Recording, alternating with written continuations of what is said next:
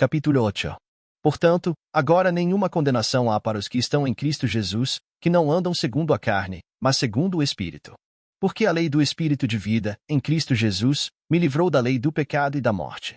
Porquanto, o que a lei não podia fazer, visto como estava fraca pela carne, Deus, enviando seu próprio Filho em semelhança da carne pecaminosa, e pelo pecado, condenou o pecado na carne. Para que a justiça da lei fosse cumprida em nós, que não andamos segundo a carne, mas segundo o Espírito. Porque os que são segundo a carne, têm a mente nas coisas da carne, mas os que são segundo o Espírito para as coisas do Espírito. Porque a mentalidade carnal é morte, mas a mentalidade espiritual é vida e paz.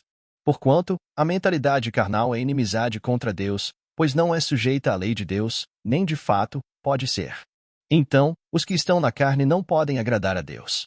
Mas, vós não estáis na carne, mas no Espírito, se é que o Espírito de Deus habita em vós. Ora, se algum homem não tem o Espírito de Cristo, esse não é dele. E, se Cristo está em vós, o corpo está morto por causa do pecado, mas o Espírito é vida por causa da justiça. Mas se o Espírito daquele que ressuscitou a Jesus dentre os mortos habita em vós, aquele que ressuscitou a Cristo dentre os mortos também vivificará os vossos corpos mortais, pelo seu Espírito que habita em vós. Portanto, irmãos, nós somos devedores, não à carne para vivermos segundo a carne. Porque, se viverdes segundo a carne, morrereis, mas se através do Espírito mortificardes as obras do corpo, vivereis. Porque todos os que são guiados pelo Espírito de Deus, esses são filhos de Deus. Porque não recebestes um espírito de servidão, para novamente temerdes, mas recebestes o Espírito de adoção, pelo qual clamamos, Abba, Pai. O mesmo Espírito dá testemunho com o nosso Espírito, de que somos filhos de Deus. E se filhos, então herdeiros, herdeiros de Deus e herdeiros com Cristo, se então nós sofremos com Ele, que também nós sejamos glorificados juntos. Porque eu considero que os sofrimentos deste tempo presente não são dignos de serem comparados com a glória que há de ser revelada em nós. Porque a ardente expectativa da criatura espera pela manifestação dos filhos de Deus. Porque a criatura ficou sujeita à vaidade, não voluntariamente, mas por causa do que a sujeitou em esperança. Porque a própria criatura também será libertada da servidão da corrupção, para a gloriosa liberdade dos filhos de Deus. Porque nós sabemos que toda a criação geme, e uníssono sofre dores de parto até agora. E não só ela, mas nós mesmos também, que temos as primícias do Espírito, também gememos em nós mesmos, esperando a adoção, a saber, a redenção do nosso corpo. Porque somos salvos pela esperança. Mas a esperança que se vê não é esperança, como pois esperançar o que um homem vê? Mas, se esperarmos o que não vemos, então com paciência o aguardamos. Semelhantemente o Espírito também nos ajuda em nossas fraquezas, porque não sabemos o que devemos orar como convém, mas o próprio Espírito intercede por nós com gemidos que não podem ser proferidos.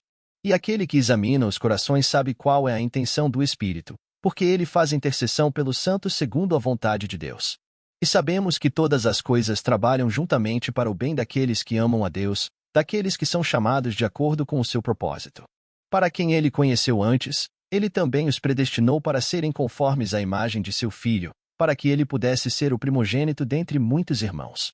Além disso, aos que ele predestinou, a estes também os chamou, e aos que ele chamou, a estes também justificou, e aos que justificou, a estes também glorificou. O que diremos, então, a estas coisas? Se Deus é por nós, quem pode ser contra nós? Aquele que não poupou a seu próprio Filho, mas o entregou por todos nós, como não nos dará gratuitamente também com ele todas as coisas? Quem acusará alguma coisa aos escolhidos de Deus? É Deus quem os justifica. Quem é o que condenará?